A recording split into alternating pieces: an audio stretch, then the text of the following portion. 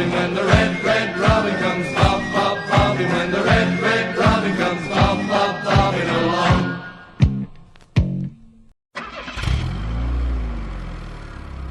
The Robin Pod is powered by Budget Tyres Auto Centre. Make them your first and only choice for a vast array of vehicle services. They are a reputable East Hull-based car specialist and dedicated to providing quality services at reasonable prices. And don't forget, they are trusted by the players, club officials and supporters of Hull Kingston Rovers. Find them at 146 Leeds Road and ask them about the exclusive discount they offer Hull KR Rovers Forever members.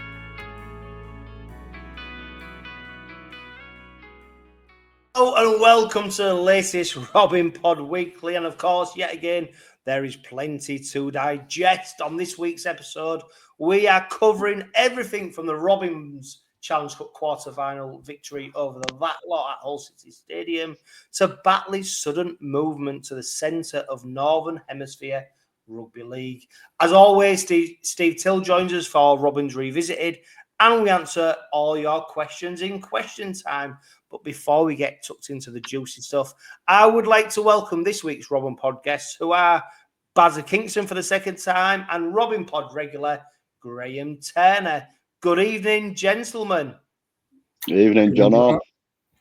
I tell you what, for the viewers who are listening on podcast, Bazza, and there'll be a fair number of them, at the moment, on screen, your visual looks like you're in a nightclub more than you are the back of a lorry. Can you confirm that you are in your lorry cab and you're not just coming to us from a nightclub where you're the pimp or you're the manager? Because at the moment, the visuals that you're showing me, Bazza, I tell you what, I'm in two mans.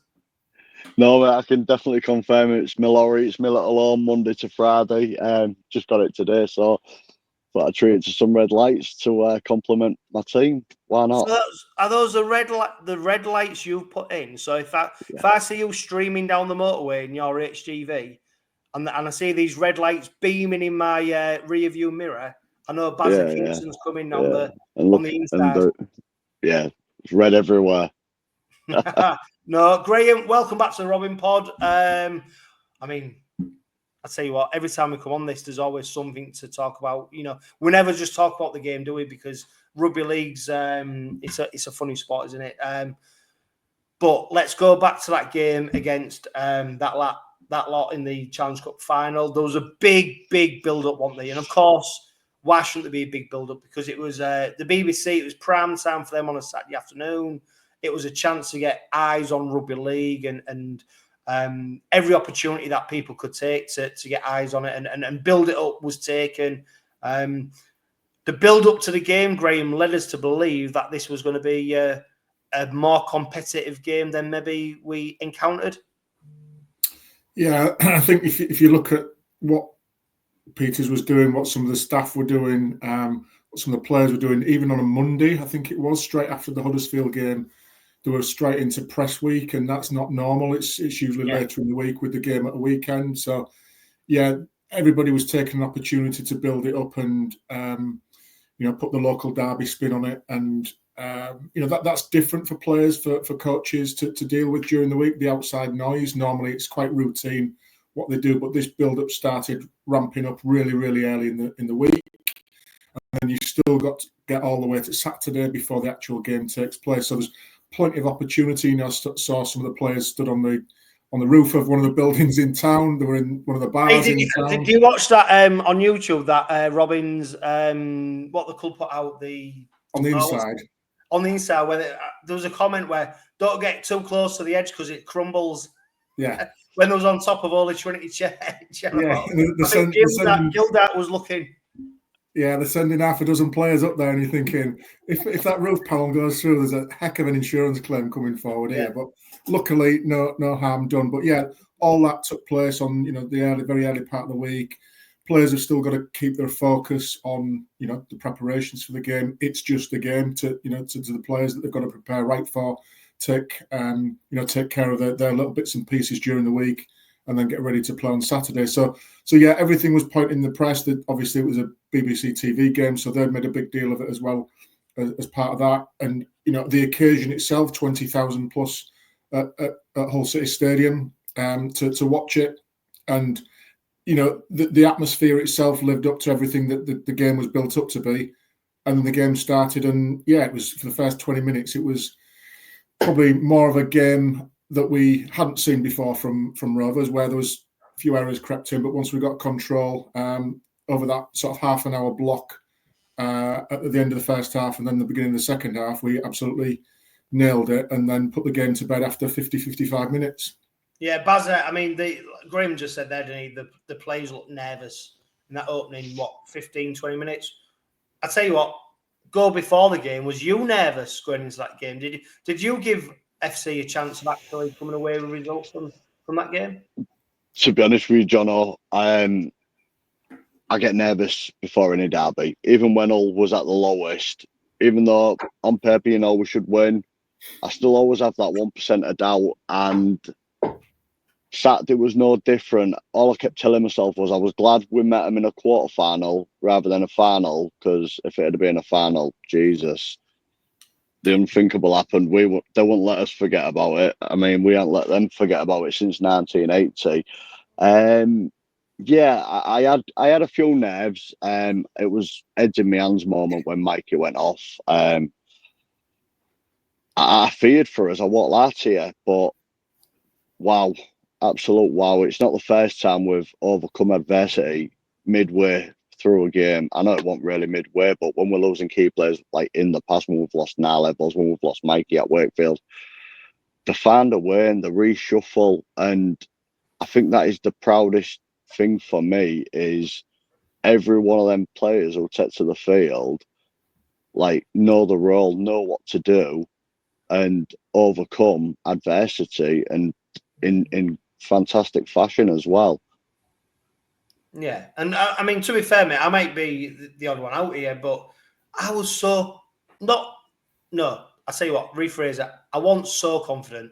I was just confident in our ability to come up with the performance when it counts, based on the ability of our side. And let's be honest, the opposition we was coming up against isn't necessarily the strongest opposition, although the Super League table tells you a different story. But when you look at a wing partnership of Lewis Martin and David Litton coming up against, the players we were putting on the pitch to go against it. But I tell you what, though, Bazza, on Saturday in the morning when I'm walking around doing my breakfast, I'm shitting myself. So that's a different. No, you're absolutely right there, though, mate. And you're quite right to be confident. But I always think back to the days when we was the underdog. We had the great underdog story. Our first year in Super League, we had a team half made up of championship players. We go to their place and done 42-6. That is the underdog story. That is what the derby's about, and anything can happen. That's why I always hold them nerves, no matter what team they put out. I always believe in ours, but you always have that in the back of your mind of what if, because we've been that what if side. I tell you what, Graham, I mean, it's slightly digressing, but it was always interesting, wasn't it, that in the derby games, years gone by, Rovers were able to get themselves up to a point which was far greater than they did for many other games. And the players, their ability-wise, maybe weren't there, but in a derby, they seemed to, I don't know, it just raised them, to a different level. And I suppose what Bazza's saying is he was fearing of that lot doing that to us, what we'd been able to do to them. Yeah, I think there's a few bits in that, John, in that historically we've always managed to do that and raise the extra 10%, and then suffered sometimes the week after by absolutely switching off, and it sort of means nothing at the end of the day other than bragging rights, which, it's just a game, in the normal circumstances, it's the same 2 points you get whether you beat Hull, Wigan, Salford, whoever. So, it's just a game. But I think with, all the hype around how Hull had been performing, I think that's where a lot of our nervousness came from, in that we believed into that hype. And in my opinion, they didn't live up to their own hype in that respect. And we sort of taught them a lesson in all departments, really. And I think with the derby, it's always a different game, and like you said, there's players do special things, and some people enjoy that atmosphere, some people don't. But I think now this squad and this team we've got compiled now, if you think back, and I think this is where it comes from, and look, I'll be corrected on this if people want to put comments in or fire back, but I think we've been used to that underdog tag, and it's not normal for us now to be going in with the favourites tag, and we don't know how to deal with it as a fan. It's not normal. I know, that's why that now you almost have to separate yourself from it. Yeah, you're right. I agree with you, Graham. I totally agree. I think as a fan, we feel almost that we shouldn't be thinking like this because it's wrong to think, because we've never had the opportunity to think like this in the past for so long. It's now the sort of belief that's been created since Peters has arrived 2.5 years ago that's changing people's attitudes. And I think we should believe and know that we're a good team, but we shouldn't get arrogant about it. Absolutely not. We should never get complacent with it, but we should believe that we should go into games with confidence. You know, I'm like everybody, you know, there's always a few pre-match nerves before every game, whether it's, you know, Wigan, Hull, or whoever's bottom of the league. You still go in with those games of what ifs. But I think we need to get used to living with the fact that we'll go into most games this season as the favourite, and that brings a different pressure to you as a fan, but also brings a different pressure for the players as well to have to deal with. Something that I'm sure the calibre of player we've got in there now is well used to, but some of the players might have to sort of work towards getting that. And I think that's where that whole thing from a fan's perspective comes from, John, is that we're not used to being that favourite, and we're finding it a bit of readjustment as fans to deal with it. And the danger is then that we go too far on the positive side and take an arrogance to it and an overconfidence, and we forget to do all the basics right and just think we're just going to walk into any game of Super League and we're going to steamroll anybody. That's not the case. We have to earn the right every single game we play from minute zero. We have to earn the right to win that game. Yeah, and I mean, taking control of the game is so important, Bazza, and what the Robins didn't do in that opening 20 minutes, if you look at the build-up to the first try, which of course Rovers scored, I mean, it was knock-on-a-thon, it was errors. Both teams looked nervous, didn't they? They looked like there was trying to, I mean, that Minchella one where he knocks it on, like, it was like under 10 play, wasn't it, where he's trying to catch the ball and then do something with it. But when the Robins settled into the groove of the game and they composed themselves, they ultimately came up with that first try. But even then, Bazza, for me, I wasn't that worried about them opening moments because although the errors were coming up, they never really threatened us. I mean, the one that worried me was when Hargreaves knocked it on, and of course it gave them the big lift in it. The cheerleaders came out to cheer for that, but it was a funny old game, that 20-minute spell just before Rovers went in, 24 minutes just before Rovers went in for that try. Yeah, that first 20 wasn't really like watching Rovers. Uncharacteristic mistakes. Like you said, 𝗂𝗍 knocking on, Mini knocking on. But again, we made the errors, they made more, which didn't get them out of their quarter. So it allowed us to carry on building pressure and allow us to settle our nerves first. The one thing that I was slightly concerned at was the amount of missed tackles.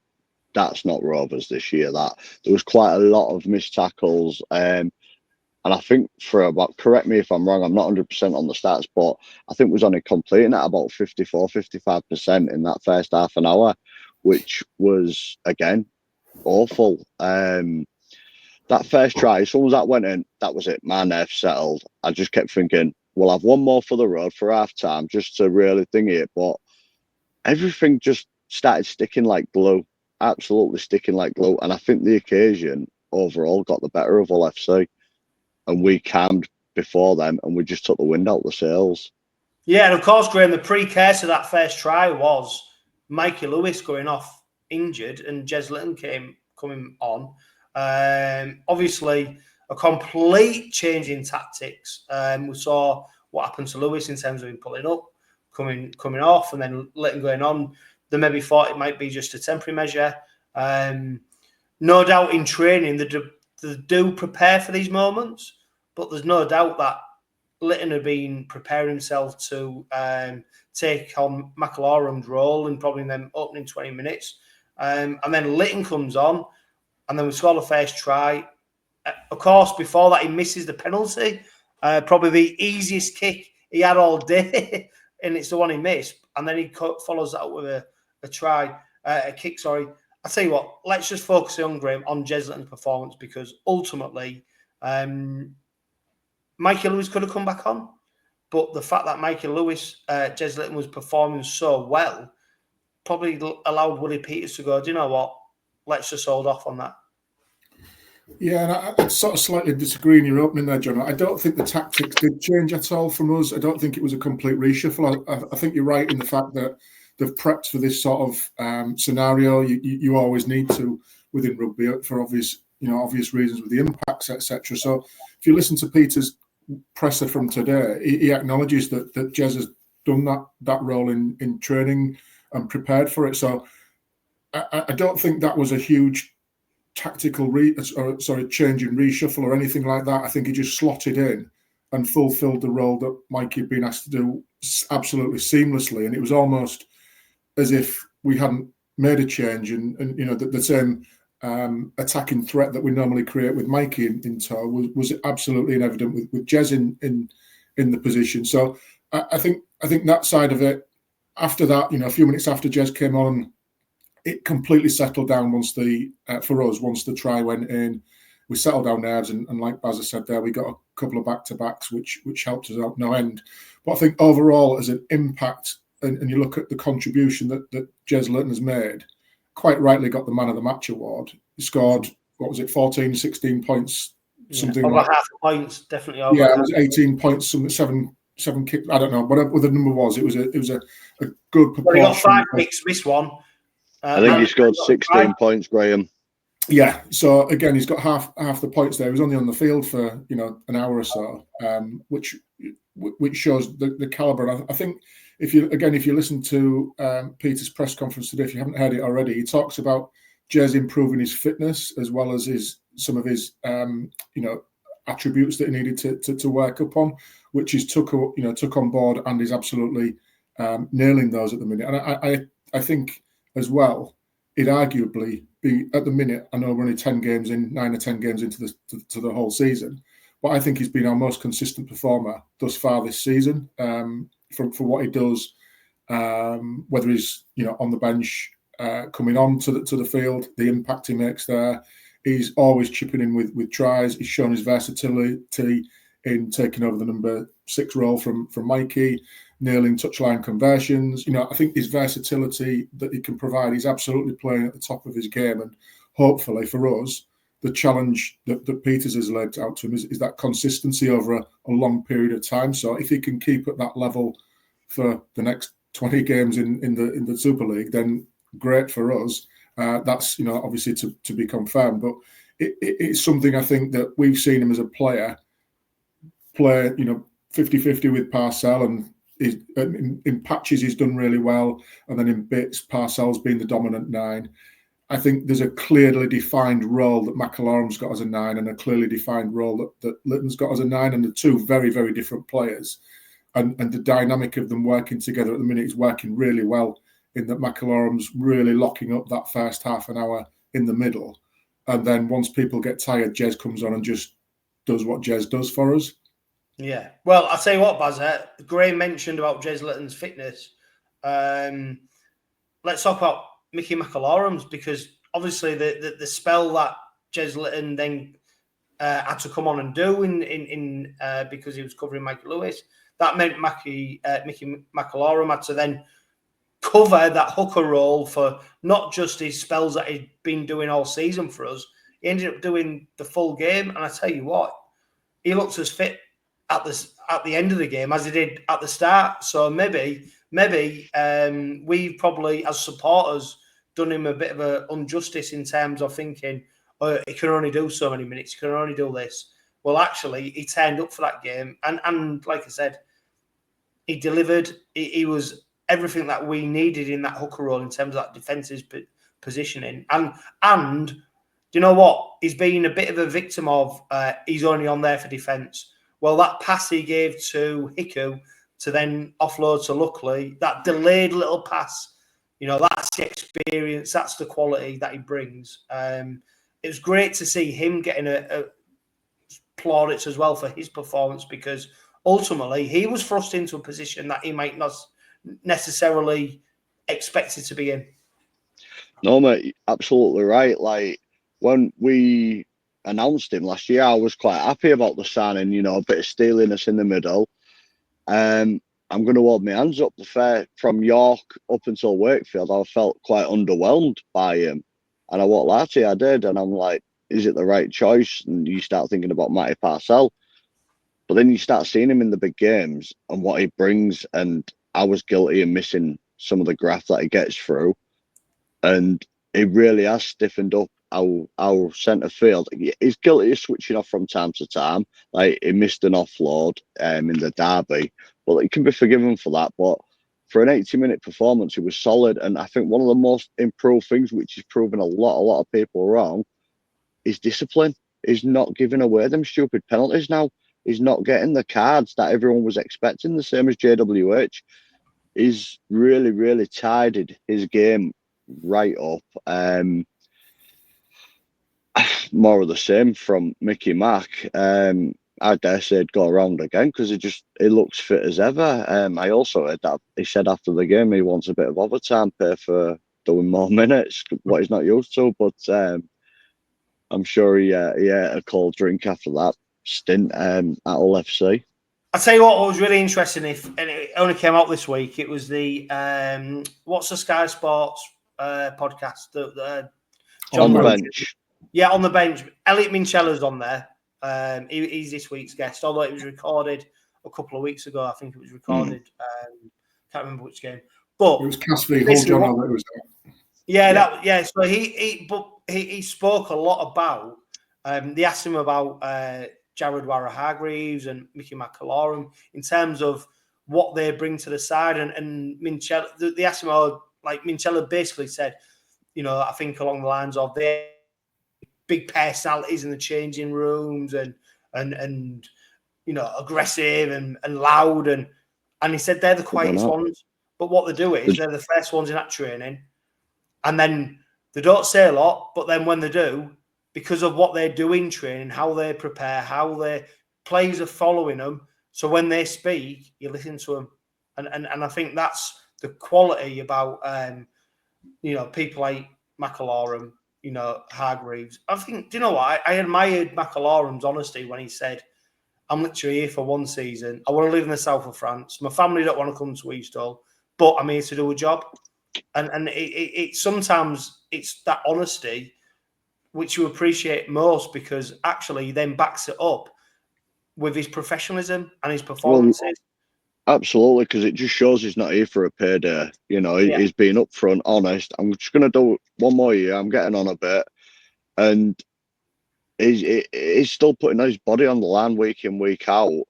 And that I suppose it just shows what a professional he is. To be honest with the club, the fans, it's not a long-term thing. No, I'm not here for a payday. I'm here because you've asked for my help. I'm going to give you my services to the best of my ability. Yeah, and that's what we're getting, and literally that there's not enough of that in the sport, to be honest with you. And fair play to him. Great point. I'll tell you what, another player we mentioned there, Graham, was JWH. I'd like to get your opinion on this. Was this his best performance in a Hull Kingston Rovers shirt? 165 metres on the back of only 15 carries, 15 tackles, and that was in a 43-minute spell. Do you think it was his best performance in a Robin shirt? Yeah, just let me jump back to McAlorum, because I think Bazza made a good point there. And like many fans, I raised an eyebrow when we signed him initially as to what's he going to bring. He's just going to give away loads of penalties. And like Bazza said there, and I think like many fans, if we're honest, a lot of us will have to hold our hands up and say, absolutely, he's been a good signing for the club, and the work rate and that defensive steel that we've now got, a lot of it is down to him and his professionalism, which was mentioned. I think in terms of Hargreaves, think it was Jono, and I think many people might say why, because it doesn't. He's not. We all expect him to come over skittling people, and that's not just his game. I don't think he's at that level now where he's at in his career to be that person. But what he is very awkward to get down. He's taking 3 and 4 men to get him down. He's naturally attracting bodies. And if you watch when he gets up to play the ball, he's very, very quick at getting up off his floor to play the ball, which when you've got 3 and 4 men retreating, leaves spaces all over the place. And it's absolutely prime for Lytton to exploit, or the outside backs to get their hands on the ball. So I think it was. I'd love to have seen him gone full length when he almost took by surprise, ended up with that ball in the first half in his pouch, and he didn't know what to do with it, and just sort of started rushing. And well, I'll tell you what, Graham, he did know what to do with it, because he seats out the defender and he tried to put one on that. Was it David Litton? I can't remember. He gave him a monster of a custard pie. He made sure, like you said, there was no chance of him going the full length, but he made sure that he seats out a defender to put one on him. And he absolutely stuck one on him as well. He did. But yeah, that performance, I say, many people might say, "Oh, he's just carting the ball up," but that effort to bring him down from a defensive perspective, and then just having to keep going on that, it's hard work that then just tires players out. And if you can then get it right in and around him, and it proved it when 𝗂𝗲𝗄𝗏 nipped out and, like you say, got Hiku free, and it creates spaces like that because people are tired, they switch off, whatever it is, because they've been doing a lot of hard work. So I think whilst it wasn't spectacular in its nature, the 165 metres, it was just good, hard yards that he made for us. Yeah. I mean, Bazza, we could literally spend probably an hour and a half literally analysing every minute. Burgess 2 tries. Burgess just does what he does. You know, he's what an addition to the side, isn't he?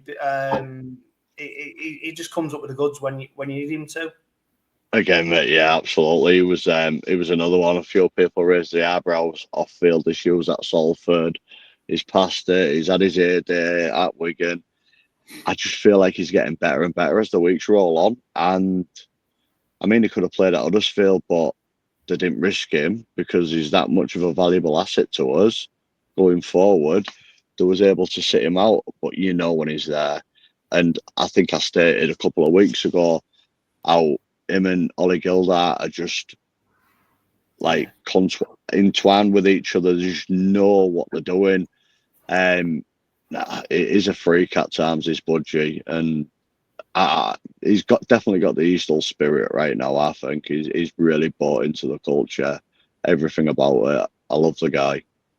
Yeah, I don't think there's no doubt as well. Gildart looks like the player we hoped we'd signed when we signed him, and now he's that player. Graham, let's look at Ṱanganoa. I mean, he had to slot into the second row spot. If you watch the game back on commentary, he was every time he got the ball, he carried it 8, 9, 10 meters. He just pumped. He didn't have necessarily that explosive running next to the line, but what he did is every time he did get the ball, he sucks in 3 or 4 defenders on that wing edge, which is so important, and then he'd take them. I mean, I'd love to see what his post-contact meters was, because he was taking players back. But Ṱanganoa, I mean, we've got a question in question time, which will be interesting. But another player who just slotted into the system, no problems, no one you have to worry about. Yeah, and I think it's that next man up mentality that, look, we know we're going to get injuries. Every team gets them. So, let's not sulk about it. Let's crack on, roll our sleeves up, and do the job that we're asked to do, and we're geared up towards doing. I think we've only seen Ṱanganoa really in the first part of the season on that impact off the bench, which again he can be devastating at. Sat on Mikey Lewis's shoulder, running those hard lines, cutting back through tired defences and that. But I think that's a different prospect, having to pace yourself for 80 minutes in that, and I think he did it very, very well. Because the fear is, again, he's a big man having to do 80 minutes of graft, and he doesn't shirk defensive duties either as a back rower. He's always in there as well. But like you say, with ball in hand, he might not have the best hands in the business, but he's certainly got some of the best legs to keep pumping. And like you say, those post-contact meters are so important in retreating defences, in setting up quick plays of the ball, whatever it is. It occupies bodies to put him down. And if he's still moving, they need another body in to bring him down, which again, as we said a few minutes ago, creates space elsewhere on the field. And, you look at how clever people are nowadays in that halves and backs department at spotting the numbers and calling the numbers lefts and rights. You can see quite easily where you can get overloads, and that's shifting ball through hands was, that first try was just a simple numbers game. Yeah, definitely. And Bazza, when you look at some of the stand-up performances and a player who, well, I'll go back to the podcast that 𝗬𝗓𝗄𝗧 did with Jenna Brooks and John Wilkin. I think it was posed with 𝗬𝗓𝗄𝗧 was posed with a question about Tom Davies, whether he was a bit different, or I think, well, John Wilkin, he was alluding to, is he a bit stupid? And I think 𝗬𝗓𝗄𝗧 said, no, he's just different. And he put him in the bracket of Ryan Hall, where like Ryan Hall can do a Rubik's Cube, and he's a bit aloof and he's a bit of a different player. And 𝗬𝗓𝗄𝗧 put Davies in that bracket. But what we'd say is the other comparison you could make is his kick return meters, the meters Tom Davies is doing. Not only that, he's putting himself into some. I mean, someone mentioned to me on Facebook, got a message about some of the head knocks. Well, not head knocks, but arms in the face, because he's a bit more slighter than Ryan Hall. He's ducking into the tackle a bit more, so he's getting them arms around him. But he don't shake any run, and the meters he's making. I'm not saying c'est la vie Ryan Hall, because I thought he was a fantastic servant, but the process of moving Ryan Hall on, bringing Tom Davies, it's been seamless. And I'm not saying the carbon copies, but Tom Davies is well, I'll tell you what, Tom Davies in his try scoring ability is probably a bit different, but his kick return meters is absolutely amazing, and it's such a platform that he lays for the Robins to then go on. Yeah, definitely. Comparing him to Ryan Hall is on the bench was a little bit unfair. They have got a similar build about it between them both, and they both do return the ball very similar. But I don't know, it makes me cringe sometimes the way Davies runs in it. I feel like he's looking for the biggest prop, and he's running at him. And on that kick return, you blink and he's already on the 20, dragging 2 or 3 men with him. That this year is been really, really invaluable to us. But he packs a lot of pace as well. He's very, very fast. He doesn't shy away from anything.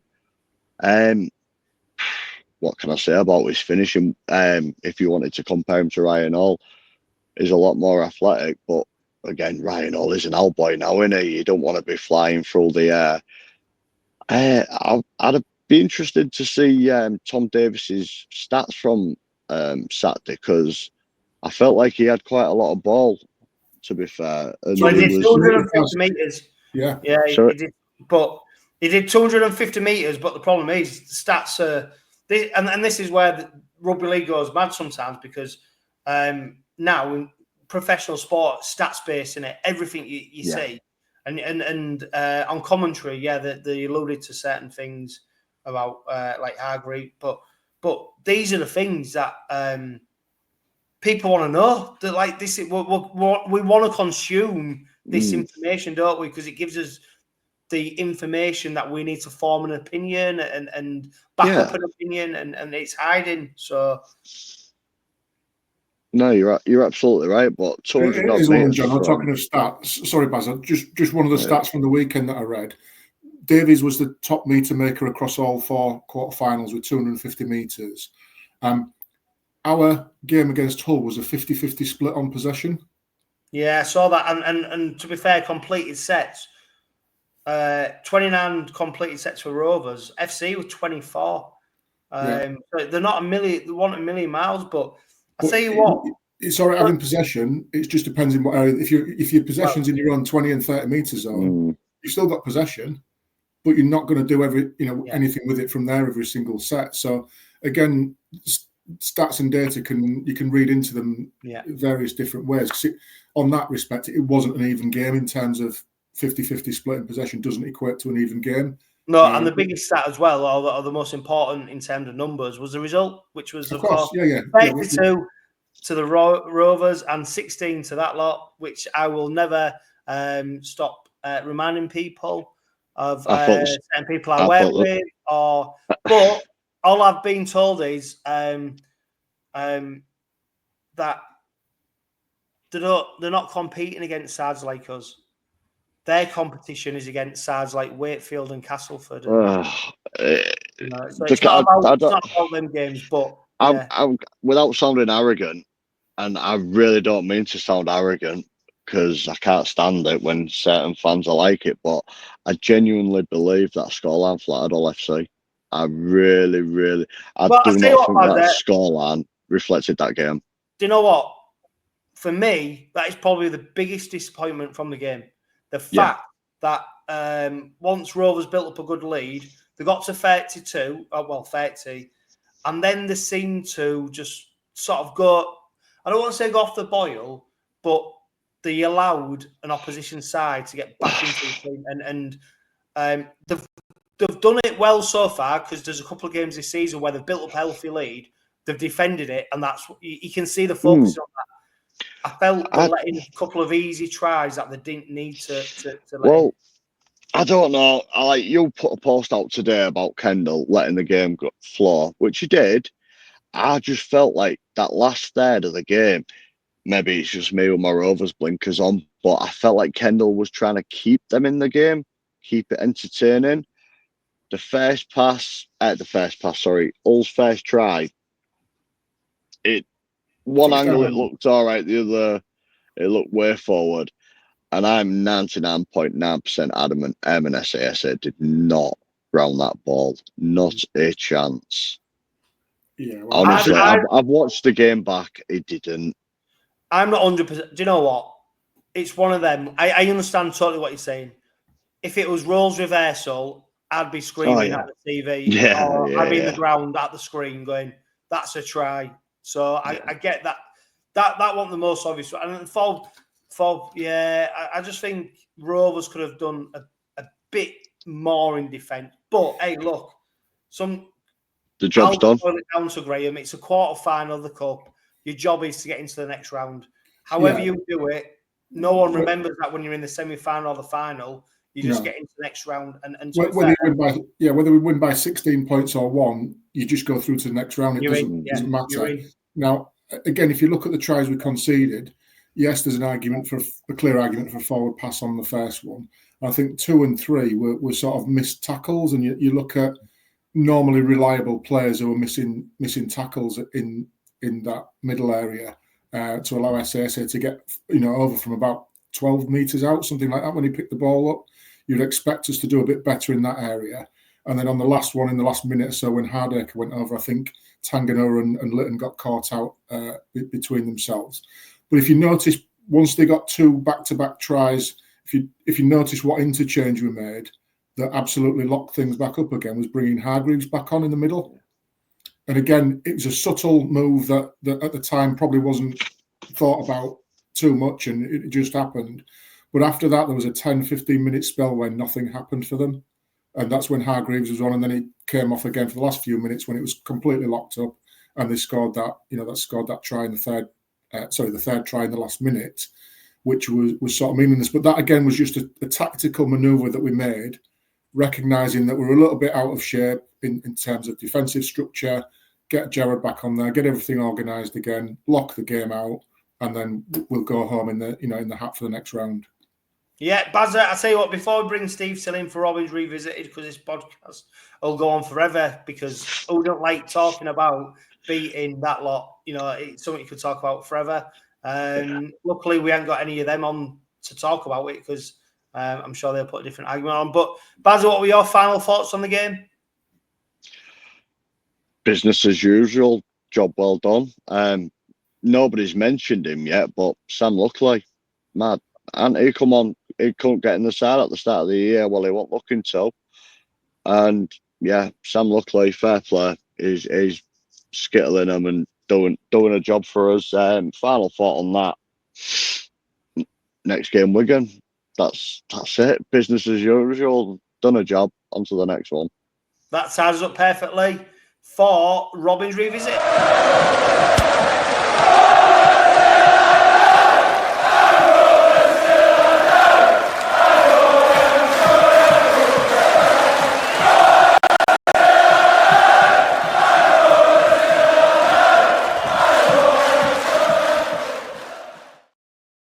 Steve, welcome to the Robin Pod. I'm sure you're delighted to join us once again. We face the Wigan Warriors on Friday night at 𝗂𝗂𝗱𝗏𝗏 Park. Of course, every time we've got the opposition ahead of us, you bring us back to games from a different era. Who have you got for us this week, Steve? I could pick 10, 15 matches looking over what we've looked at. But, remember, you won't remember, but back in '88, Wigan became World Club champions. They beat Manly 8-2, 36,000 there. I was one of the 36,000 because I was a Manly fan at the time. I had a good mate who worked for Qantas and he used to come and stay with us, and he was a shareholder at Manly. So I went over to Central Park and watched this Wigan team beat Manly 8-2. And Shaun Wane, incidentally, got man of the match for that game. So that's something people don't necessarily remember. But that same season, at the end of the season, Wigan came to Craven Park, and this was Wigan's team: Hampson, the two Iro brothers, Dean Bell, Henderson Gill, Andy Gregory have played, Lucas, Nicky Kish, Shelford, Graham West, Potter, Handley, and Ben and Wayne were on the bench. So it was a similar team that had faced Manly, and Rovers won 8-0.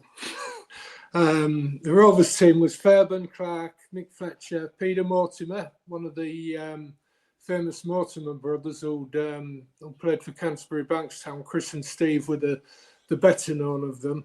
But Peter Mortimer, Stead, Mike Smith and Wayne Parker were the halfbacks. Mally Beale, Dave Harrison, Ross Taylor, Kiwi, played for Rovers that day.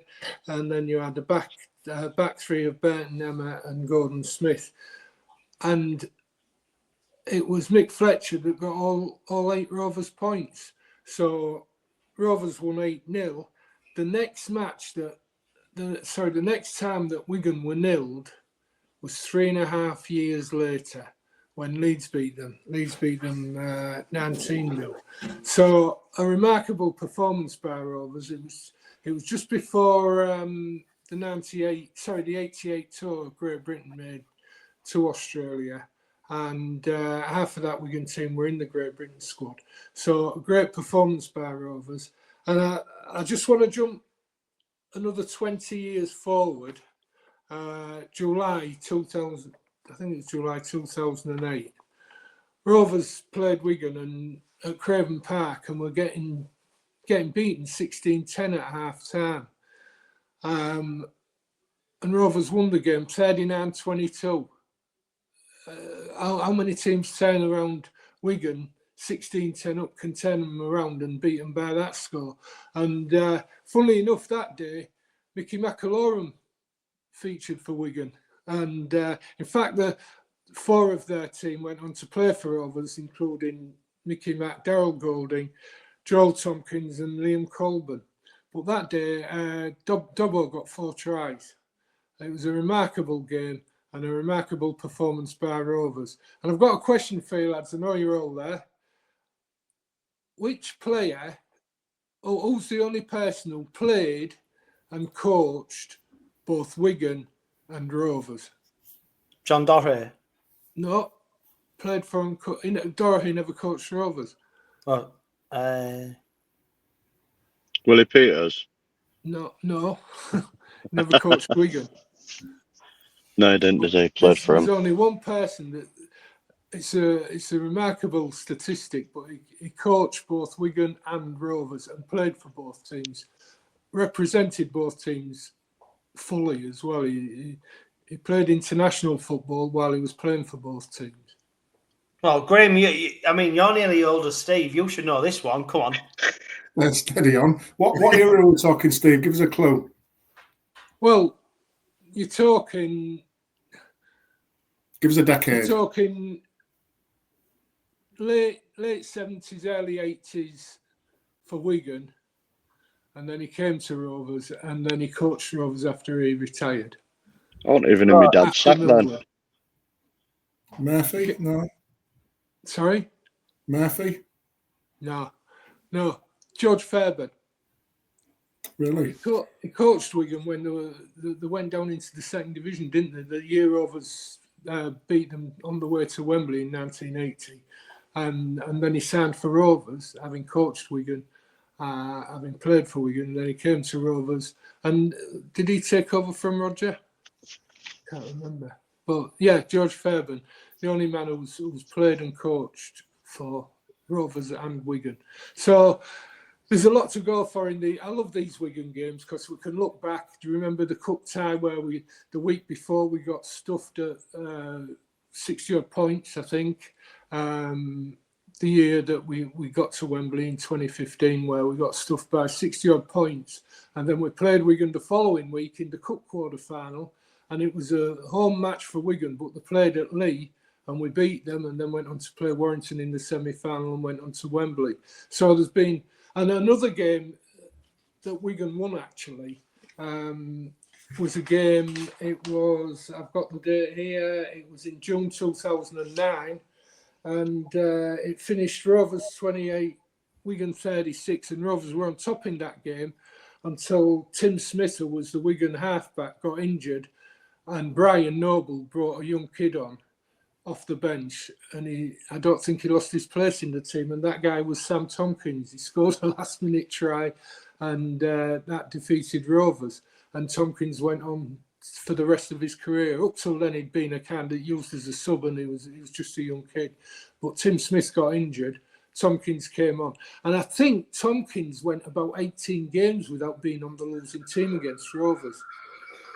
I think that every time Tompkins played, Rovers got beat. But yeah, it's great days, and I love to see us play Wigan both there and at Craven Park, and hopefully we can.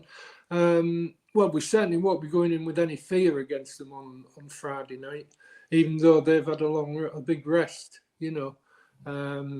But let's hope it's one of those games that's another history-making game. How many games have we gone now? 9 games without defeat. It'd be good to make it 10 against Wigan.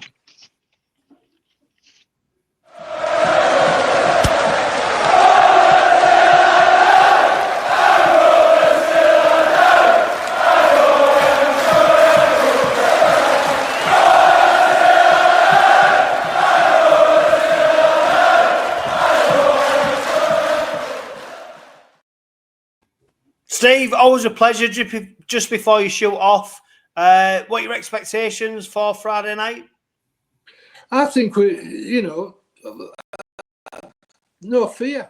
They'll have their plans. They're fresh, but man for man, we can match them. And it's not always a good thing that you haven't played the week before. You know, the players are hardened. We'll miss Mikey a little bit, no doubt, but the fact is that because Mikey's not there, they've got to change their plans, you know, for covering against Mikey playing. So I would expect, well, would Richardson go standoff? I don't know. Will he keep Litton and bring Bill, the young kid at hooker, on the bench, Bill Leyland, yeah. So well, it's wait and see. We'll see, but our attitude will be right. That's the main thing. The biggest fear coming up for me is a team that I think are going to do well later in the year, and that's Leeds. I think that'll be the game we've got to be careful about. But against Wigan, I'm not as fearful. You know. I say what, Steve. We'll sign off on this because I completely disagree with you. I think Leeds an absolute toilet this season. I don't see anything in them whatsoever to give me any fear that they're going to do anything. Jake Connor's been talked about like he's going to be man of steel because Brad Arthur's had such an influence. And I look at the performances that Leeds are putting up, and they look so clunky. They look, I don't know. So I think there's a slight change in them. I see a slight change in them, and they've strengthened a little bit by getting Callum Watkins from Salford. I just think that they might. I think they're a top 6 team this season. I can't say, maybe because the opposition, the others are going to drop away. You know, your Salford will drop away, Huddersfield. You know, teams like that, they'll beat those teams and they'll get into the top 6 for my money. I think they're going to lose the coach at the end of the season, though. I think they'll be looking for another coach because I think Brad Arthur's set to go back to Australia. I think he's missing his family a little bit. Yeah. But Steve, always a pleasure, mate. Yeah. Always a pleasure, and I look forward to your Robins Revisited next week. Oh, it's going to be a good one.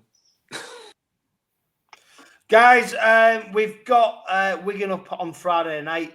Now, Bazza, when you look at their results, it's a bit funny because they've lost twice this season. 0-1 to Leeds, which, of course, that opening round fixture was such an intense battle. The only other time they lost was against Leeds, and that was by a 2-point deficit. But then when you look at the games that they have won, 46-4, 48-24, 44-18, and 54-0. Albeit that's against Hull, Warrington, which is probably the anomaly, Huddersfield and Salford. I understand there's a air of confidence amongst the Rovers supporter base at the moment, but I tell you what, Friday is going to be a tough game. Oh yeah, absolutely. Take nothing for granted. Like, they're quadruple champions for a reason, and I think it's a little bit like Saints, really. Everyone was giving Saints big raps. The way they was putting teams away, Salford, blah blah blah, and then until they come up against us with our stiff defence and whatnot, Saints didn't have no answers, and I think that could kind of be the same this week. They've had a week off. Whether it'll do them any good or not, we don't know. We're not Wigan, but before that, they had Salford, which will have been like a training ground exercise. So it might be a little bit shock horror coming up for some real competition, some hard defence.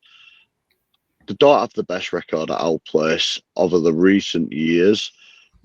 I'm expecting a close game. I'm not expecting a blowout from either side.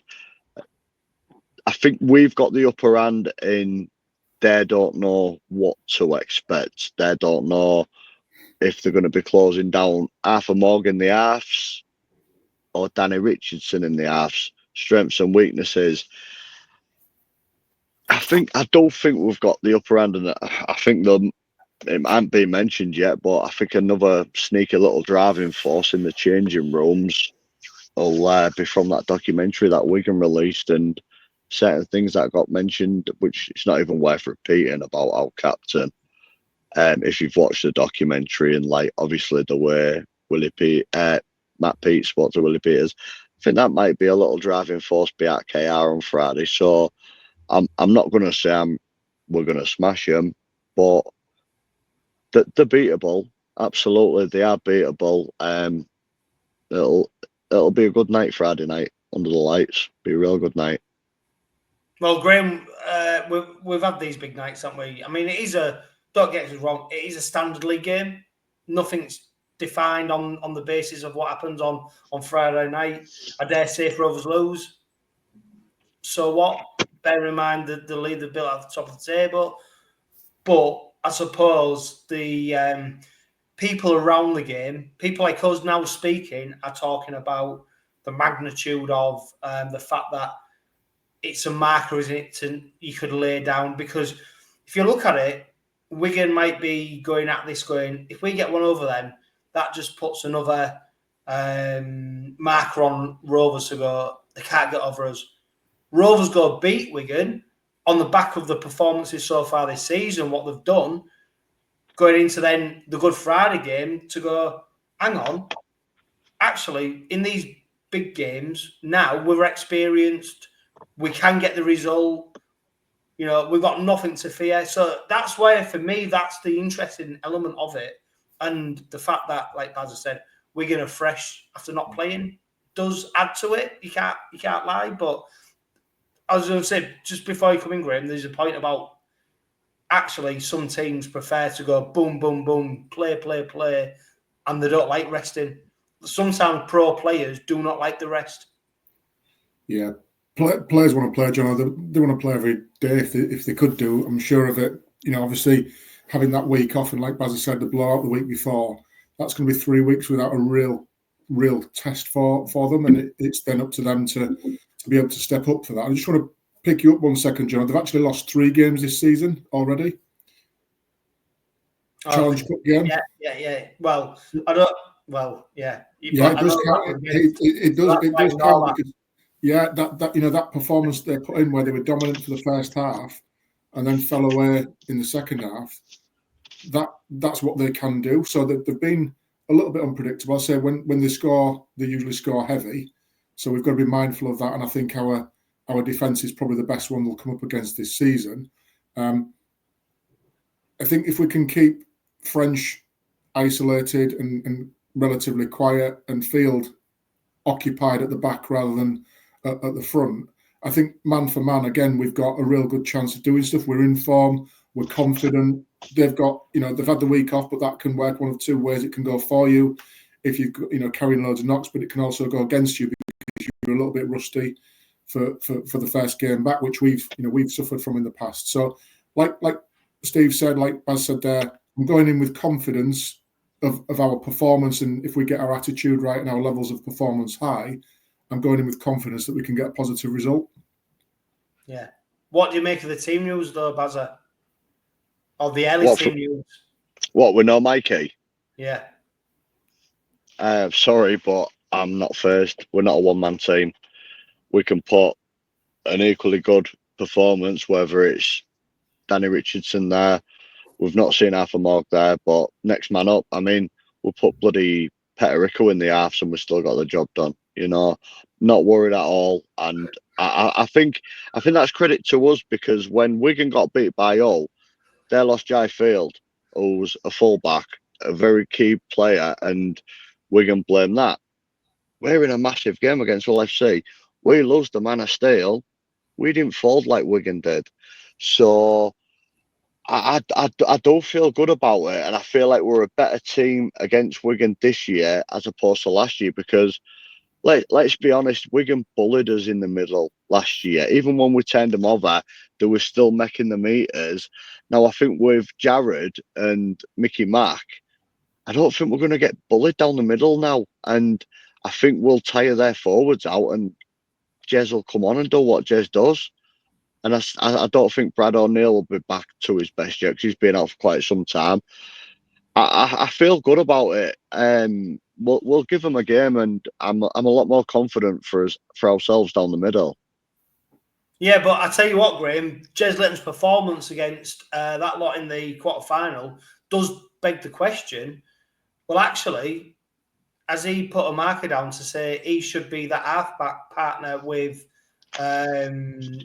Tyrone May, and actually Danny Richardson shouldn't be the shoe on, the first play. It should be Leyland who backs up McAlorum to go into that. I think that's the question mark now, because we are wondering who plays where. Because you can't. You can't deny Letton ran the show against FC. Yeah, I think this is where the coaching team, and I don't just include Peters in this, but the coaching team have come up with it. And again, Peters references it in his presser today around coaching team have got some opinions on it. I'll make the ultimate decision, the final decision on it, but it's fair to say there's been a few backs and forth on it. And I think you've got Morg could play full-back, and we all saw how well he did at Huddersfield playing that role. Litton or Morg have to play from the start, because they're our kickers now that Mikey's out of the loop and Reece Martin's off. So one of them has to start. Ordinarily, it doesn't start with Litton in the halves. It starts with him as an interchange on the hooking role. So that whole, is it Danny Richardson? Is it Artur Morg? Is it Jez Litton who's going to be our kicker? One of them has to start from the off.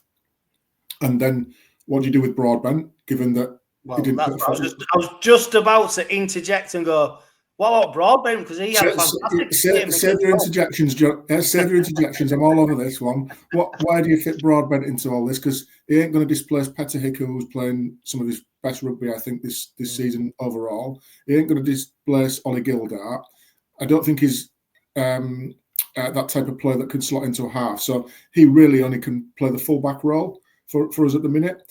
And what does he do there? Does he put Morgan at fullback and put Broadbent, or put Broadbent at fullback? Does he leave Broadbent in there, put Morgan in the halves with Tyrone May? Does he bring Danny Richardson, who's the natural halfback, in there? Does he leave 𝗂𝗏𝗏 in there, or does he keep the same interchange for hooker with 𝗂𝗏𝗏𝗏 and Lytton that's been so successful, or does he go with a combo of having Richardson on the bench to come on? And it's a real conundrum, because there's 4 or 5 players for really 3 roles in there. Yeah, I tell you what, Bazza, I do think Broadbent is undroppable at the moment. I think he's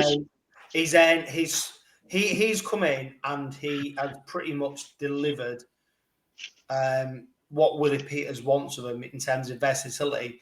The only side of that where you'd go, the problem with that is, and we saw it with, we're going back a few years, Craig Hall, where actually you become droppable because you do a good job in that position, but you're not the best player in that position.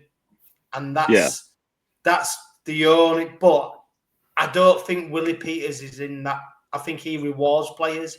I think if you keep your place in that side, he finds a place for you. If you play well, he keeps you in that side. But there's a big conundrum going on here, isn't there, about who plays where? There is, but Jack Broadbent has been phenomenal. He's been an absolute star. But I don't think Willie Peters, he will reward him for good performances, absolutely. But he's also not daft. He'll look at his opposition and think of what tactic works best to come up against that opposition. So if Arthur Morgan's going to be more suited to fullback for the pace to deal with the likes of French and Field coming at him, maybe he'd be more suitable. I just wouldn't like to be Willie Peters right now, but can I just say, through all this podcast, nobody's mentioned Tyrone May. How good has he been, Tyrone May? And I think while Mikey's out, I think Tyrone May's going to step up and go another level, because we saw a better Tyrone May again step up to cover his mate Mikey, who went out. He's doing. Tyrone's doing really, really well. I'm losing my train of thought here, but as for Broadbent, sorry about that, boys, but as for Broadbent, I think Willie Peters has to. I get it, pick him on merit, but you've also got to look at what you're coming up against, and it's that like big game mentality. And are you up for the job? Is his skill level going to be suited to what's going to be coming at him? If that makes sense. Well, I'll tell you what, Graham. There's 2 things there, aren't they? The Tyrone May, what we'll speak about. The simple option is simply keep Broadbent where he is. You bring Morgan to the halfback. You put Lytton back onto the bench. You start with 𝗂𝗏𝗏𝗏𝗏, and we go back to what was the game plan. The quarter-final happened.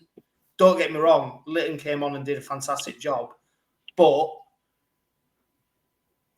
that's not his position. That is not his role in the team. So we revert back to type, which is what Willie Peters does really well, is square pegs in square holes. If you can get square holes. That's what he does. And then the other point is, Graham, the fact we don't talk about Tyrone May is because actually, for me, he just does the job that he's in the team to do. Yeah, I'll start with Tyrone May. And again, I think he's just going quietly about his business. His personality doesn't seek the adulation, and he just goes about his business and does things very, very well. And I think if you look, when we get behind the sticks at any point, and if you look at the organisational side of things, it's Tyrone May who's doing all of that, and a lot of people don't realise that whilst we all look at him in the warm up and think, bloody hell, is he even trying to warm up here? He's just flicking his legs about. But as soon as he gets the whistle's gone and he's over that white line, he's game on. I think if people pay close attention to what he's doing without the ball in hand, you'll see a lot of organisation. You'll see a lot of him directing traffic and allowing the decision making to go through him as to what happens next. And that I think is really important, that he doesn't get carried away with stuff. He doesn't court the adulation and all of that. He just goes about his business, and that's his manner. So absolutely, for us, it's a great foil with Mikey and Tyrone at the minute that's been working really well. We don't have that for Friday evening. And I think Peters is one of those who will try and move as few pieces as possible out of the puzzle. So he won't make 3 or 4 changes if he can do it in one. If Broadbent stays where he is, Lytton reverts back to the interchange with with McIlroy. It's then just a case of who fills the number 6 shirt instead of Lewis. And then it's a shootout for me between Morg and Richardson. And I think given that Morg's performance against Huddersfield was very, very good, and the fact that Richardson hasn't played a competitive game at Super League level for a good few weeks now, I think he's likely to go with Morg in that particular department. Yeah, I mean, yeah. I think ultimately you're always left with that question mark, aren't you? And until you get the team line up before an hour and a half before kickoff, everyone's wondering. There might be some rumours and stuff, but I think Woody Peters, like I said to you, Graham, he does like to put players in the right positions. And also, Batchelor's back in the mix for putting himself in the frame fitness-wise for Friday. He's got to prove himself during the back end of the week, but he maybe one to consider as well as a name on the team sheet, which again throws up another conundrum about interchanges. And of course, and I tell you what, Bazza, I mean, we're in a great place, aren't we? Because ultimately, who misses out and who plays, we're not massively weakened either way. The team is still, great, and like we say, it's a bit of uncharted territory for us as Robin supporters, because, like you said, you're still going to the derby a bit nervous, and you're going to this game against Wigan. But actually, if whoever's missing, well, the next cab off the rank comes in and does a great job. There's no fear there. And I looked at the derby game. I saw Doro as 18th man, and you look at him and you go, he could be in that team straight away. He could be. So it's a plethora. Richard, I tell you what, this podcast, I knew this had gone for bloody ages. I knew it was. It never meant to be, because there's so much to talk about. We haven't even talked about so much. Wigan on Friday night, Bazza, sum it up for us, because it's a good game. It's the game we need. It's the next one. Woody Peters is a great one about talking about. It's not about the game 2 weeks time, 3 weeks time. It's the next game that's most important, and I think the players buy into it. As supporters, it's the next game. Let's just sum it up. What are you expecting, and what you're hoping that's going to come from it? I'm expecting a really, really competitive game. I don't think there'll be no cup hangover. I think we're far too professional for that right now. I'm hoping we'll get the win. I reckon we'll have that mentality of, like, yeah, we're contenders, not pretenders. Now we've had this winning streak, we're going to show Wigan that we are a genuine threat to their trophies. And I think Friday night is the time to do it. And I think we'll do it, but it'll be a fine margin, very fine margin. But yeah, I think we'll do them. Should do anyway. Yeah. Well, we've seen Graham out with fine margins before, and then we saw Bevan French dance his way in for a try. So, but they're the kind of tries that I'm expecting us to counter now. So I tell you what, Graham, it's set up perfectly. I tell you what, it's a blockbuster game.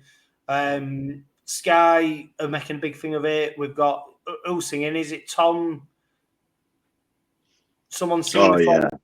Yeah. I know it is. It come up on the WhatsApp thing the other day. I can't think now. But it's just like the ratings. It was like Detective. It went the K's. ultimately, we're building a spectacle for people to be part of. There's Sky always say they love covering games at Craven Park on Friday night. Friday night will be no different. Hopefully, the game lives up to the billing and the Robins win. Before we come on to question time, Graham, the Robins were linked with Adam Reynolds, of course. Well, if you NRL terms, a veteran halfback, 34 years old, but renowned as probably one of the greatest talents that is currently still playing in the NRL, even though he's in the latter stage of his career. He's got big question marks over his injury records. The Robins, by all accounts, have been in touch with him, but although that was on the in the early stages of the season, and it's supposed to have gone quiet. Although it's only come to surface now that the Robins are interested in him. Of course, we have the talk, Graham, about Tyrone May departing at the end of the season. There's a big thing about all the May brothers playing together. I mean, can you imagine being their head coach? That'd be what a deal that would be. But if May does leave, and apparently, I mean, Woody Peters did a press conference a couple of weeks ago and sort of alluded to the fact that May be going out. Adam Reynolds is either foil for Mikey Lewis that we need, and if he isn't, we're in that sort of stratosphere of. I mean, Reynolds is a big player. We're in that stratosphere of recruitment now, aren't we? Yeah, that's again, whether he will, whether he won't, again, is all hypotheticals at the minute, because if you read the quotes from Reynolds himself, his preference is to stay in Brisbane and sort of fight it out there. But if that doesn't happen, then he'll look for other opportunities. That was a line, I think, which, doesn't really mean too much at this stage. But again, that player aside, it's the calibre of player that we're now interested in talking to, and that are interested in talking to us potentially.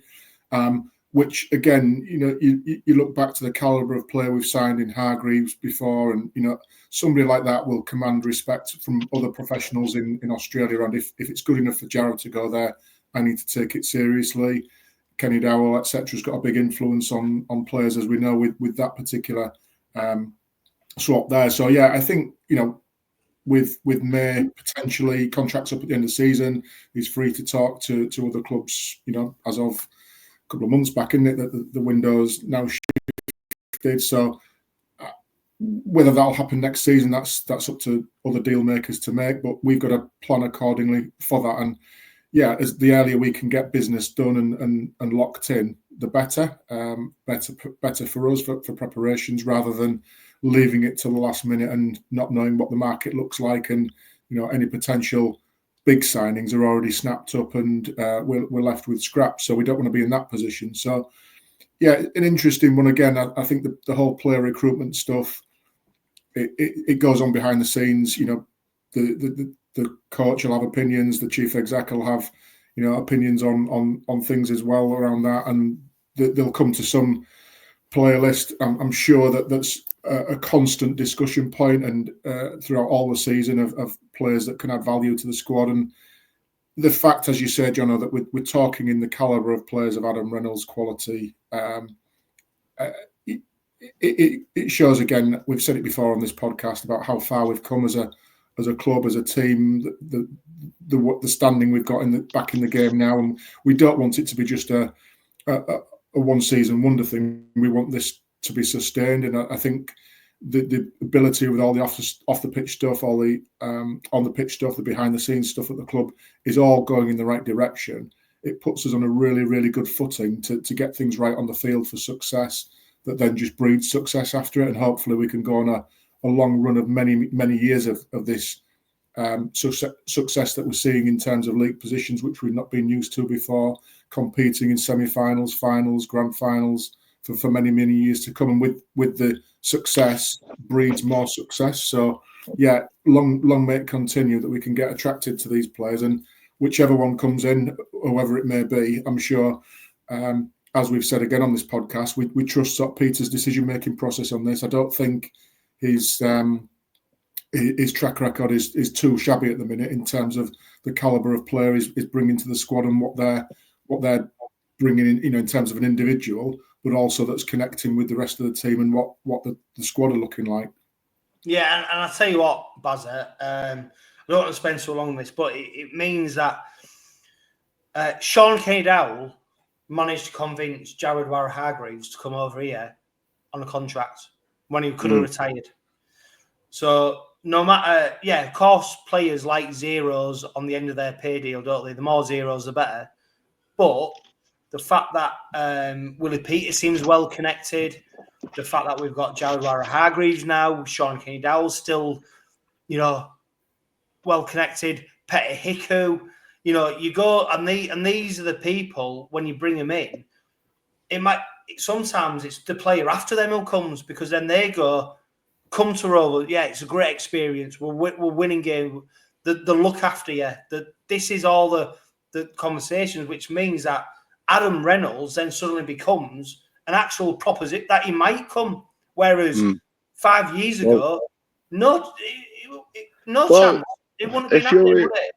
If you rewind 12 months, Jono, Tyson Frizzell was ready to sign on the dotted line. Exactly. That is literally where we've come.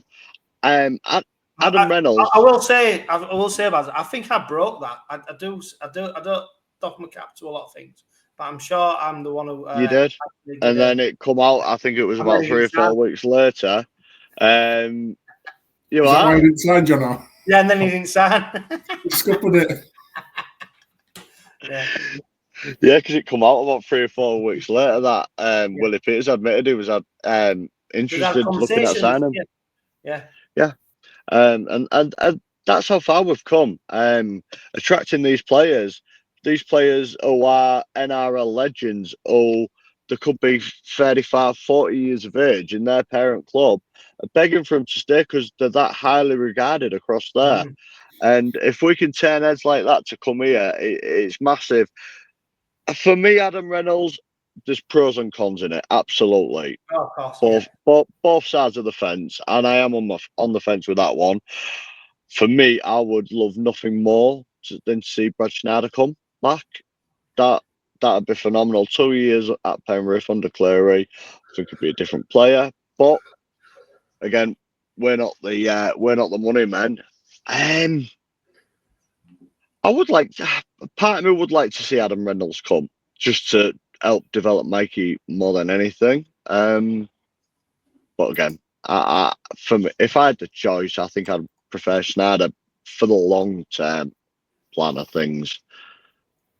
The problem you've got, Bazza, is Schneider is playing his way into the first team, and at the moment, he looks more likely to be a Penrith player than he does to be a Rovers player based on what he's doing so far. But that leads us into question time.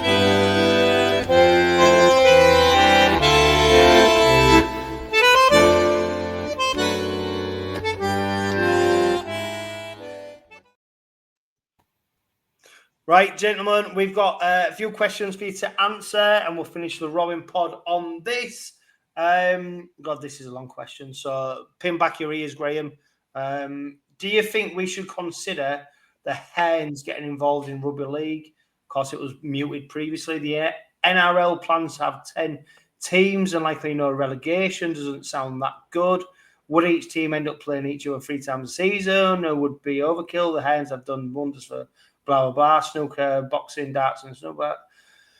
There's a massive bum fight at the moment, isn't there, Graham, in terms of the future of rugby league in the Northern Hemisphere? It's fair to say it's not just Super League, it's basically the future of rugby league, and there's lots of talk about the NRL investment in terms of them creating their own competition. We've seen Nigel Wood appointed to lead a strategic review into rugby league in this country in terms of top-level professional side.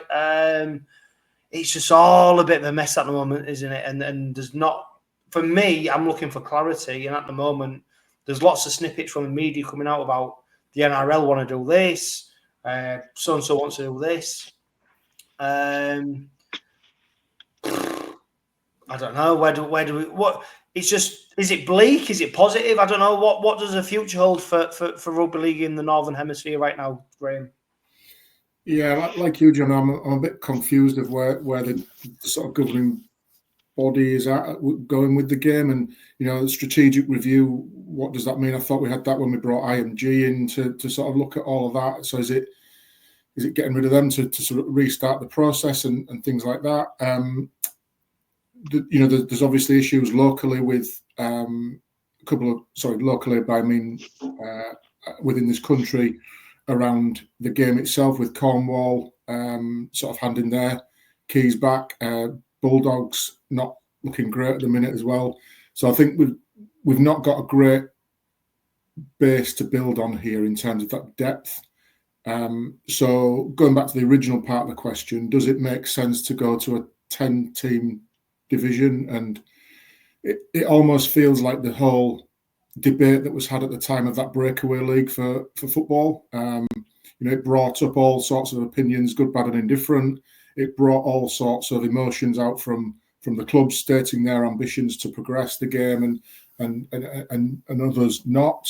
So again, it whilst it's not comparable in terms of its finances, it's just got that feel to it. And the whole, I think we've all agreed that the whole spectacle of rugby league as a sport is fantastic, and I bleat on about it to anybody who'll listen to me about how good a product it is to come and watch or watch on the TV. So we know with the product is good.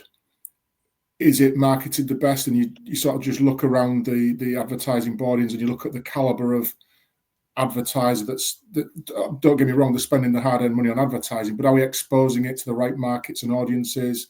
Are we getting the big names that could be out there and wanting to really exploit that opportunity? And again, the whole dynamic of how the clubs are structured within all of this and what it means to them is obviously going to be a huge factor in the decision-making process, and taking away some of that power and responsibility from the clubs is going to be a very nervous time for some, and others might embrace it if it means a better future.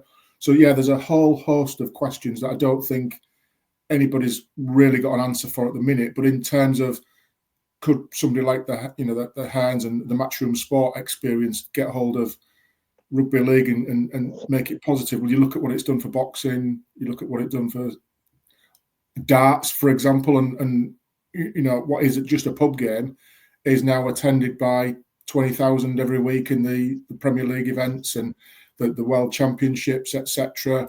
You look at how snooker, again, not the most exciting sport, I admit, but you look at the global audience that's marketed to, so they've got some nous about them about how to take a sport and market it well. So yeah, could it do better? I'm sure it could. Will it sort of look after its, want to look after itself with a strategic review? I'm sure it would, but like many organisations, I'm sure that there's a lot of traditionalists at the top table, shall we say. Might not be the most forward-thinking or the most commercially astute people, and that's why we need to get the expertise around that table as well. Well, I'll tell you what, Bazza, right? I'm just flicking. Well, I'm looking at information here, right? The NRL are looking at their next TV deal, right, at being $3 billion. So I'd suggest that the NRL are investing in Super League because they think they're going to get a monetary return on their investment.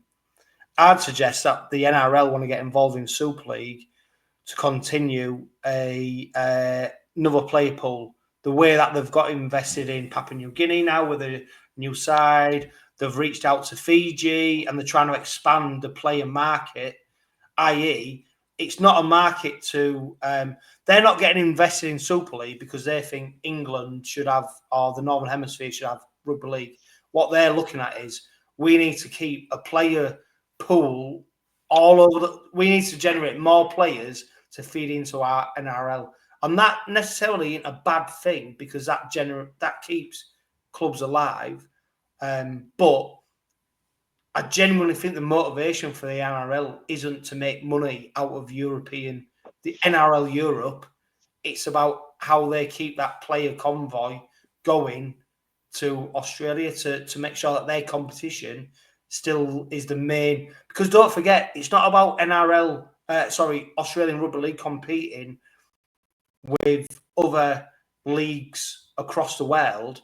It's about Australian Rugby League competing with AFL, competing with rugby union, competing with soccer in their country. So they need to make sure that their competition is as strong as possible. And the only way they do that is by making sure they've got the best players, the best spectacle. And I think that's where their interest comes from. So I think we need to get out of this mindset that they're coming in here to generate money and make a competition for them to. But I think we can thrive on that. But I don't know what you think, Bazza. We seem to be hampered by clubs who are looking at it about how can we stifle the game to make us less attractive to the NRL for them to invest.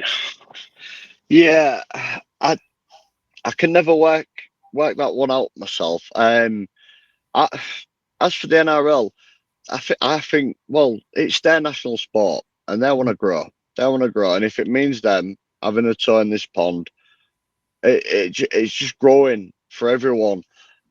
I've seen a lot of negative stuff online recently when it comes to Catalan, Toulouse, and obviously clubs folding is not good. I don't think they'd make money across here anyway if they buy out. I think they'd struggle unless they invested in the right area. I think it's my opinion. I think it's to keep the sport alive. I think it really is, and I think that's why they're bringing the Ashes back, to get everybody excited down there, everybody excited here, and to get more eyes on the game. I think they know we are literally the second best to them, because New Zealand, they're a rugby country, but they're not on the same scale as in Australia. I don't think they're on the same scale as us. And then you've got the Pacific Islands. You know, your Tonga. They're all small islands. So for the NRL, their next big thing is the Super League, and it makes sense for them to come over to the Super League, invest in it. It sounds crazy saying it, but to develop and enhance their game down there. And like you've just alluded to about the players, it's brilliant. It's brilliant for our players. You're getting a young Mikey Lewis, any young English player who has the opportunity to go to Australia, it opens that pathway for them even easier. Well, yeah, easier if the NRL is invested across here, and like you Joe Regin with them or whatever it is they want to do. The only thing I'd be worried about, which I personally don't think would work, would be a 10-team league. It's not for me. I'm calling for 14 and play everyone twice, but maybe that's just a bit old-fashioned. I think, Graham, we're not. Ultimately, there's going to be a lot of it. If you want to be at the top table, you're going to have to suck some things up. You're going to have to be. But that's with a view to this is the here and now. But in 4 years' time, it will be bigger. But I think when you look at, do you know what I was just thinking there, like reflecting. I wasn't even making a point of it, but when you look at some of the NRL's top talent of the last 5 years or 10 years, you know, Elliot Whitehead, Josh Hodgson, you know, Tom Burgess, Sam Burgess.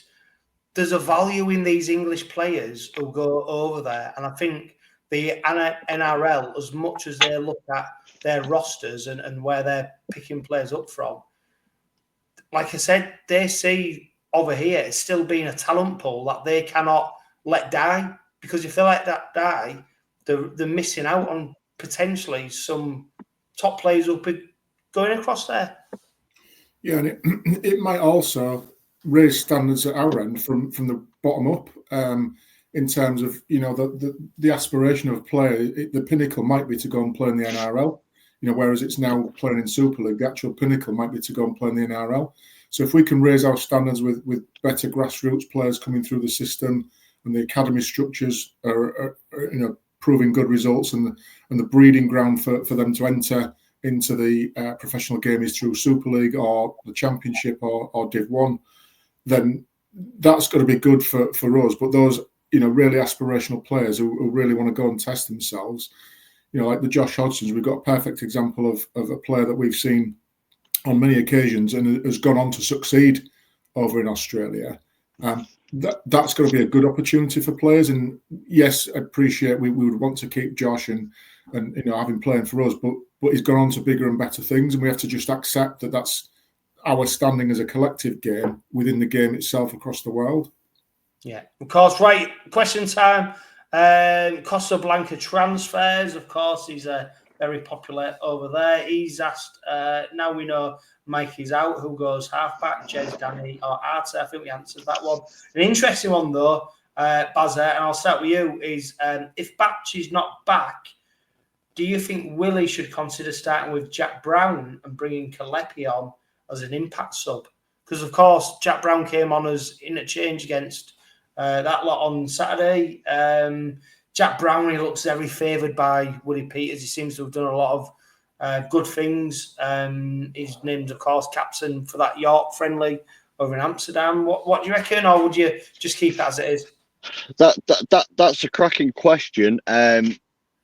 I think I'd keep it as it is, and that Jack's a prop, and he'll always be a prop. He's a good punch player. I don't think he'd be suited to the back row personally. I would leave him as an impact player off the bench, and he takes his opportunities when he comes on. Nah, I wouldn't put Jack Brown in the back row. I'll tell you what I like in the back row, Graham.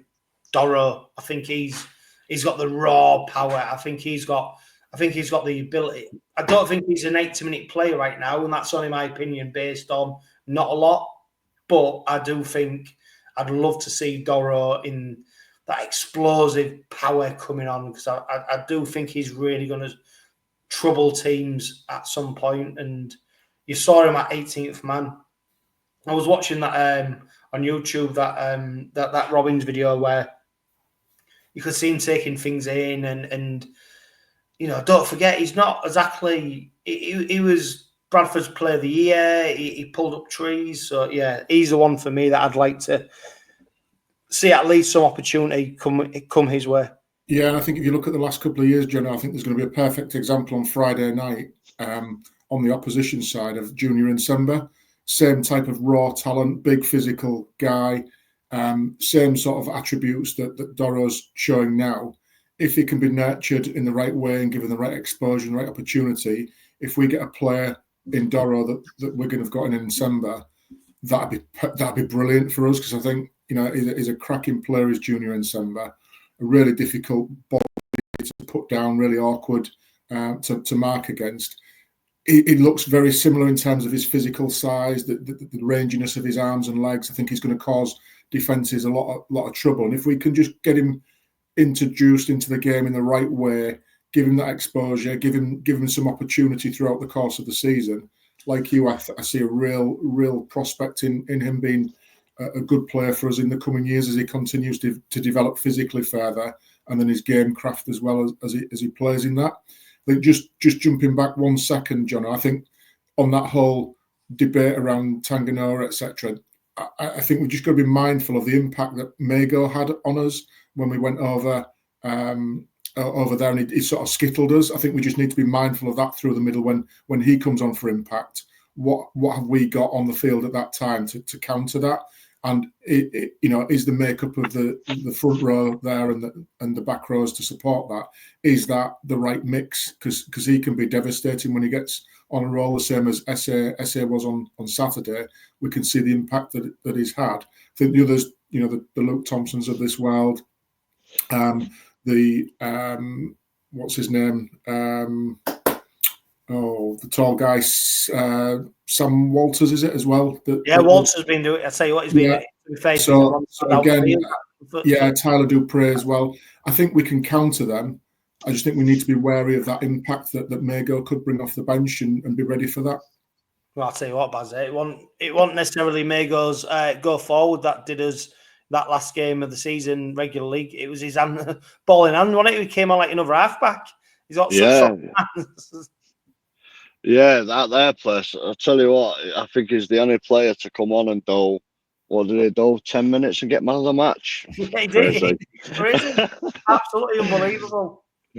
Yeah, I think we'll be all right. I think I wouldn't move Alpaca around too much unless Batch is back. Batch slots straight back in there. I really like Jack Brown. I'd just use Jack Brown as a prop. That's just my opinion anyway. Yeah, gentlemen, it's been an absolute pleasure. Of course, Robin Pod's run over. Well, we've only gone over, 35 minutes over that I planned to. But obviously, there's so much to talk about in rugby league. There's so much to talk about Hull Kingston Rovers. And of course, there's always plenty to talk about on the back of a derby victory, which is becoming pretty common right now and leaves me to look forward to Good Friday.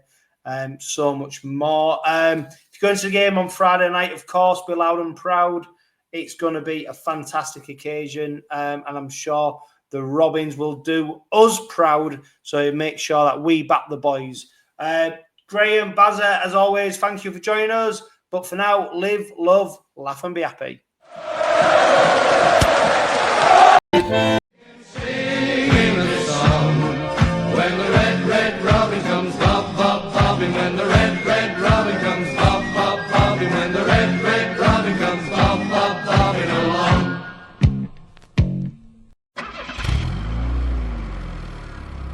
The Robin Pod is powered by Budget Tyres Auto Centre.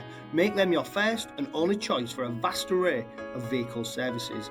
They are reputable East Hull-based car specialists and dedicated to providing quality services at reasonable prices. And don't forget, they are trusted by the players, club officials and supporters of Hull Kingston Rovers. Find them at 146 Leeds Road and ask them about the